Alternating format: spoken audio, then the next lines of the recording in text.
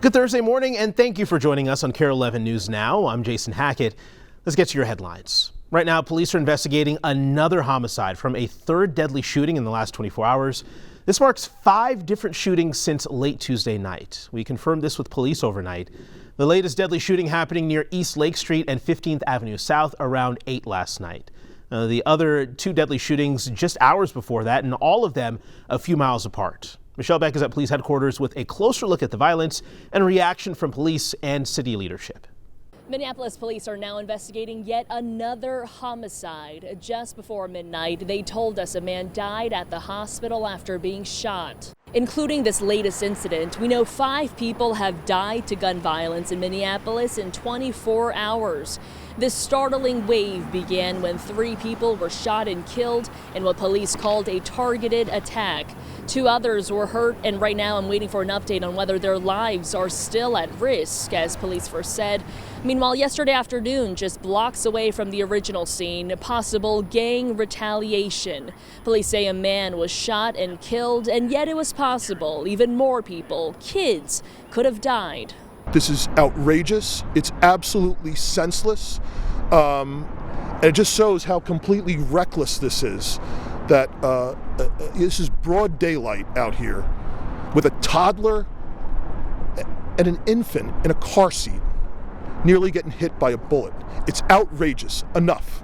A big question for us right now is whether this latest overnight homicide is linked at all to the 2 other ones just before this, all in the same area. The police chief tells us to expect more police presence there. Right now, we don't know of anybody in custody regarding all 3 deadly incidents. In Minneapolis, I'm Michelle Beck with KARE 11 News. So right now, no one is in custody for either shooting. Chief O'Hara also says there will be an increased police presence in the area. This violence shaking the neighborhood, especially the local Native community. Raya Katene heard from leaders and a witness. In a South Minneapolis neighborhood with deep Native American roots. Just unbelievable what we're going through. Heavy hearts are carrying immeasurable pain. All I know is that my people are dying and it's got to stop. It hurts and I don't know what to do to help.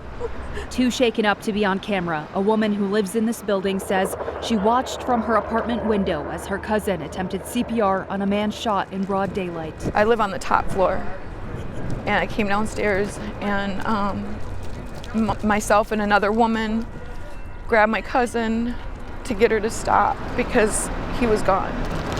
She didn't know him. She was just trying to save his life, and she's not okay. She's not okay. This is not okay.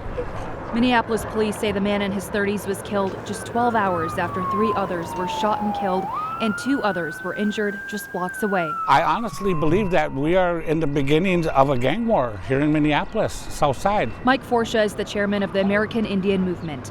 These killings, he says, are the result of a community that has been neglected by people in power for generations. We need the resources. We need those dollars spent in our community so we can make that change.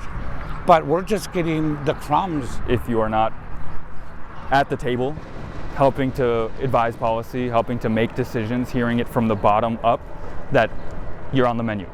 And unfortunately, what we saw today is what it means to be on the menu. Joe is a part of the Many Shields Warrior Society. It's better than not trying at all. A group of Native men dedicated to protecting their neighborhoods by patrolling them and helping in any way they're needed. Play a more active role in whether it be your own kids' lives or just that neighborhood kid who never really has anybody looking out for him. Looking out for one another as the neighborhood in grief copes with so much pain. My heart hurts for our people.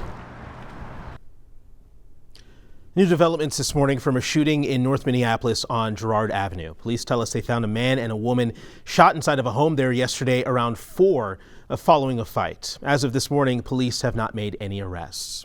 Police are also investigating a shooting in the South Uptown area off of Harriet Avenue.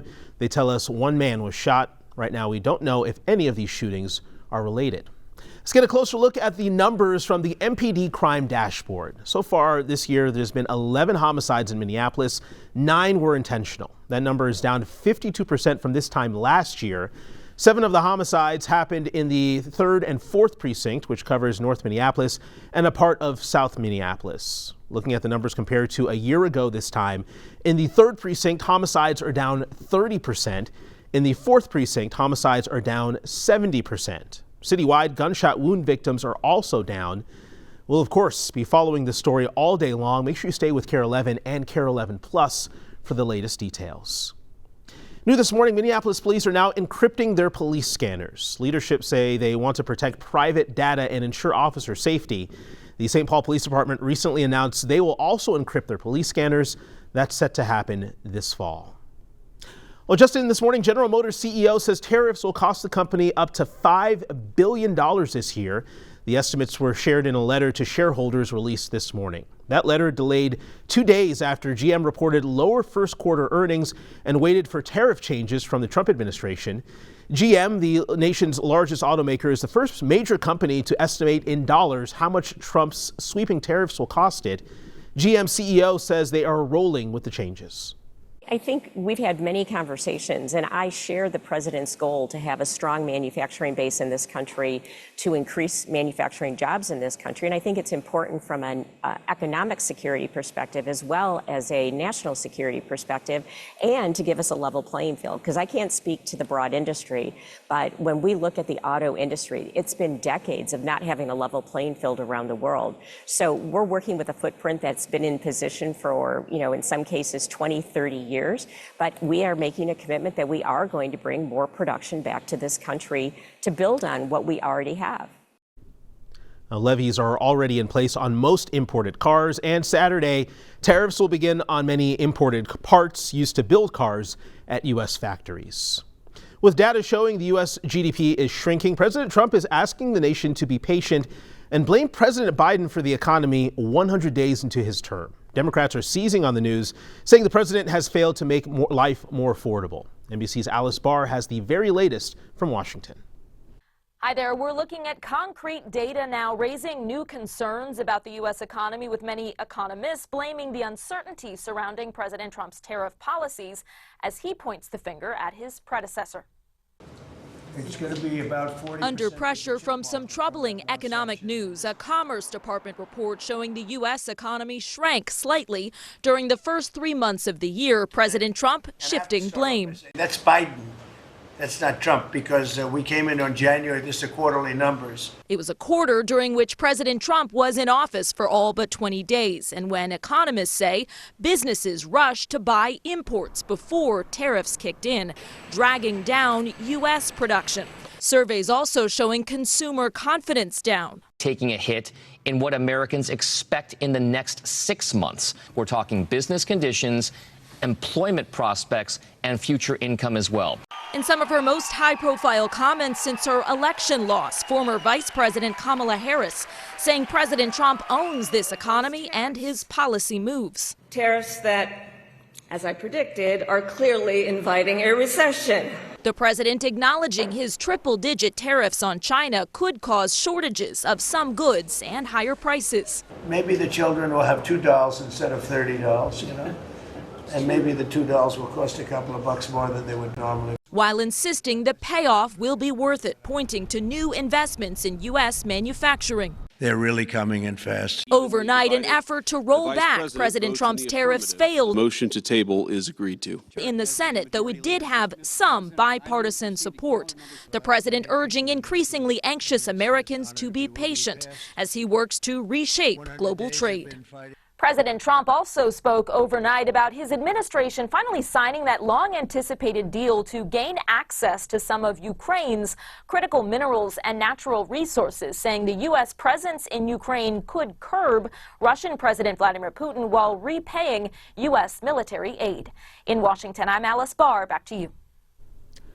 Well, back here at home, let's turn to the Minnesota Timberwolves, who just advanced to the Western Conference semifinals after taking down the Los Angeles Lakers in Game 5. They're heading to the second round for the second year in a row. It's a first for the franchise. Up next is the winner between Golden State and the Houston Rockets. And then in a matter of hours, it's the Wild's turn. They're taking to the ice tonight at the X in Game 6 against the Vegas Golden Knights. It's a must-win game to keep their season going. Audrey's at the X with a look ahead to a game that you don't want to miss.